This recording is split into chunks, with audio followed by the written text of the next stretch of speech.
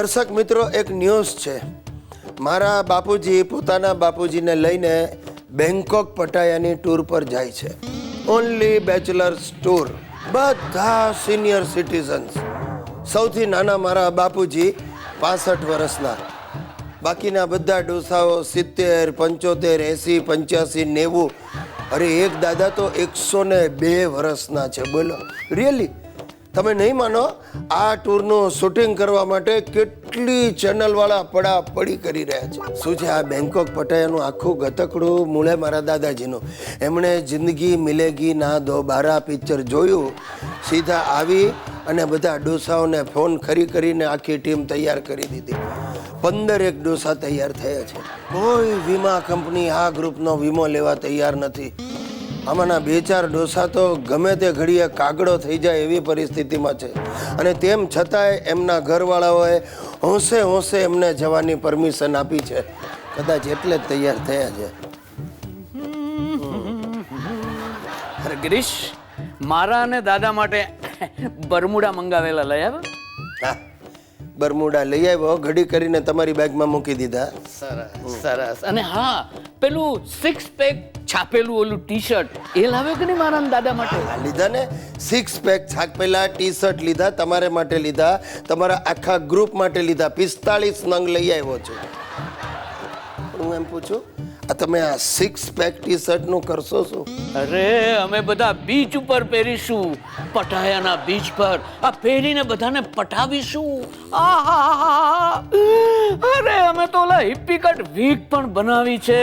વાહ વાહ વાહ! પછી તો મોજ મસ્તી તોફાન, એન્જોય ધ લાઈફ.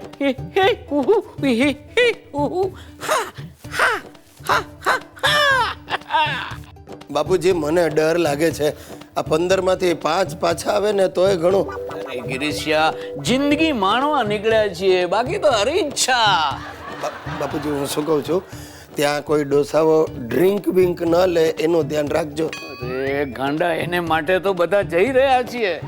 અહીંયા તો રોજ સવાર સાંજ ગંગાજળ જ પીવું પડે છે.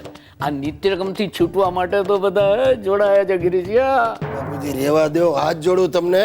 તમે અહીંયા સાદી ચા નથી પીતા, ત્યાં જઈને ડાયરેક્ટલી દાદાજી પણ માદક પીણું લેશે. અરે એમણે તો પ્રેક્ટિસ શરૂ પણ કરી દીધી છે. હે ભગવાન, છોટે મિયા તો છોટે મિયા, બડે મિયા સુભાન અલ્લાહ. ચાલ ચાલ ગિરીશ, હું નીકળું. મારો ડ્રિંક લેવાનો સમય થઈ ગયો. નહીં બાપુજી, નહીં, હું તમને નહીં જવા દઉં. તમને મારા સમ છે.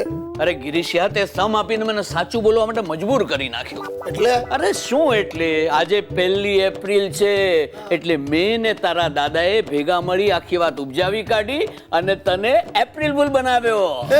હા, અરે ગમે એમ તો હું તારો બાપ છું, બાપ. હા, મારા બાપ. દર્શક મિત્રો, હવે તમે આ ગુજ્જુભાઈ ગિરીશ કુમાર વિશે, મારા ફેમિલી વિશે ઘણું બધું જાણો છો. મારે એક દીકરો છે, એક ફાધર છે. ફાધર તો એક જ હોય, અને એક અને અજોડ કહી શકાય એવી વાઈફ છે સુશીલા. સુશીલા મૂળ માણાવદરની. પહેલી નજરનો અમારી વચ્ચે પ્રેમ થઈ ગયો. પછી મને સતત એવું લાગતું હતું કે મેં બીજી નજર નાખી હોત તો સારું થાત, પણ ત્યારે મોડું થઈ ગયું હતું. મારી ને સુશીલાની પહેલી મુલાકાત થઈ આજથી 16 વર્ષ પહેલા. તમે કોઈની રાહ જુઓ છો? હું પણ. કોની? માધુરી દીક્ષિત જેવી એક કન્યાની. નામ છે સુશીલા. સુશીલા તો હું જ છું. તમે? માધુરીને ખબર પડશે તો ભડકશે. શું કહ્યું? કાઈ નહીં. હું ગિરીશ કુમાર. તમે છો? મને એમ કે યંગ હશે. હું યંગ જ છું, 30+ ની આસપાસ. મારા માસીએ મને તમને જોવા મોકલ્યો છે. હાય હાય, કે હું કઈ ટીવી કે સિનેમા છું કે મને જોવા માટે મોકલી? કોમેડી છો. લગ્ન માટે જોવા મોકલે છે. જે આપણે એકબીજાને ઓકે કહીશું ને તો ડન. તમે શું ભણ્યા છો? MBA. હા? એટલે MBA કરવાનો વિચાર હતો, પણ પછી BA માં 2 વર્ષ બાકી રહી ગયા. ઓહ, એટલે ફર્સ્ટ યર. એટલે એવું પણ કહી શકાય. મારા ફાધરે મને કહ્યું હતું કે છોકરાનું ભણતર નહીં, ચણતર જોવાય. ચણતર? એટલે કે ગણતર. ઓહ, તો શું વિચાર છે? પહેલા તમે કહો. જેનું ચોમાસું નિષ્ફળ ગયું એને શિયાળામાં થોડો પાક થાય તો ગમે જ ને. એટલે હા? હા. અરે વાહ, જ્યોતિષ મહારાજે કહ્યું હતું કે પહેલા ભલે 22 છોકરાએ ના પાડી હોય પણ 23મો લપટા છે.